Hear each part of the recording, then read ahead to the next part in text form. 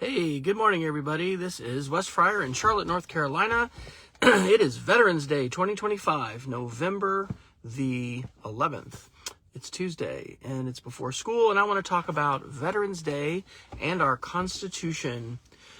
So, wow, it has actually taken me multiple decades to kind of reclaim my own identity as a veteran. We all have different journeys, and I didn't get to serve in uniform as a member of the Air Force, as an officer in the Air Force, as long as I had thought. But one of the things that I learned at the Air Force Academy and the short time that I served as an officer was that, there are many ways to serve, and there are many reasons why people serve. And one of the reasons why I both served and I still do, I think being an educator, I think being a current middle school classroom teacher is definitely service. It's not, service within the military, but it's definitely public service. I serve and served for very aspirational reasons that have to do with values. I also was my family, right? I grew up in an Air Force family. I grew up on Air Force bases. We lived in 5 states before I was in 6th grade. I grew up from 6th grade on in Manhattan, Kansas. And that's thanks to the fact that my father, Tom Fryer, who, as a veteran and a 21-year career officer in the Air Force, took a position with ROTC at Kansas State University. That was his last duty assignment. And then he became a banker, and he's still in Manhattan. And, I grew up, I tell this story because, we're thinking about, we had a little, barely some snow flurries last night, right? And so, we're having chili last night, and we got our Christmas, pictures going on our TV, and we're thinking about the holidays and all this because there's a little snow. I remember vividly when we lived in Columbus, Mississippi, Santa came in a T-37. We have videos of this. So, the parents of kids that were in the squadron, Dad was in the T-30. He was the T-37 student squadron commander at that time, as a lieutenant colonel. And they, let's just say they worked with Santa. I don't know exactly who all was watching this. And Santa was all, bedecked and taxied, to the squadron with his toys in his bag. And we all sat on Santa's lap and got our toys. But watching airplanes fly and, seeing my dad in uniform and just growing up around the military, that was the world that I wanted to be in. Okay, here's what I want to say about the Constitution. So in the United States military, we as officers do not take a pledge to an individual person. We do not take a pledge to an individual political party.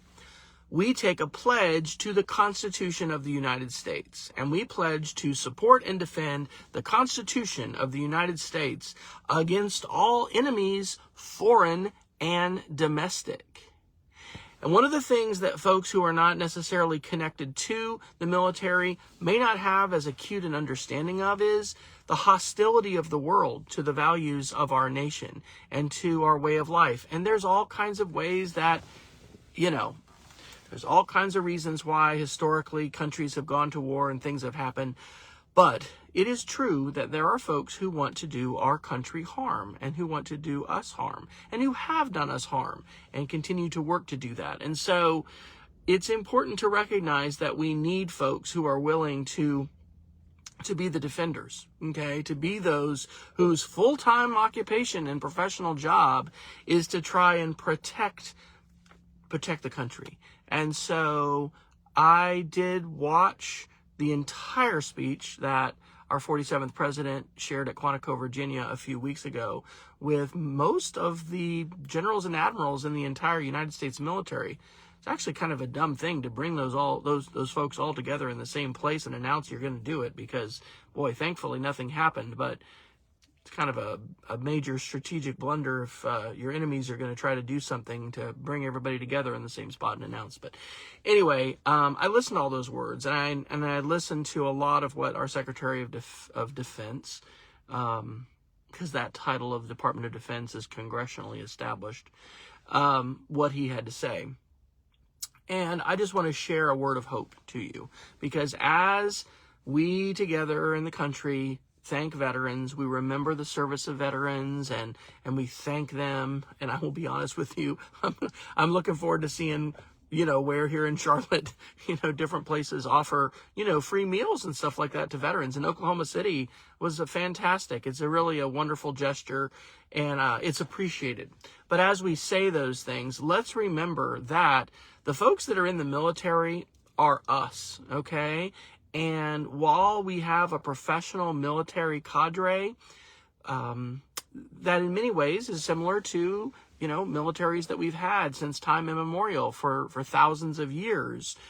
Our military in the United States is different than other militaries in some ways. Number one, it's an all volunteer force. We do not have a draft. We haven't had a draft since the Vietnam War.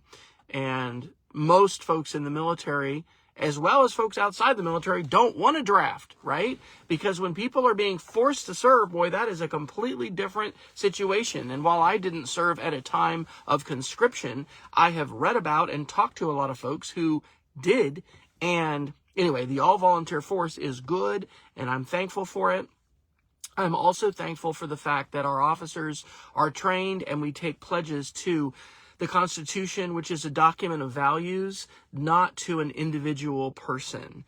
And, the pledge that you take as an enlisted member of the armed forces is different than the pledge that you take as an officer. The Uniform Code of Military Justice has a predominant place in the pledge that you take as an airman or a private or, another member of the enlisted corps.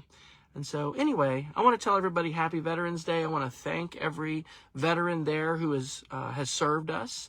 And I want to thank those, who are serving in uniform today. And I want to tell you that, man, it is challenging to see all the things that are happening politically in our country. But I want to share a word of hope that there's a lot of folks out there,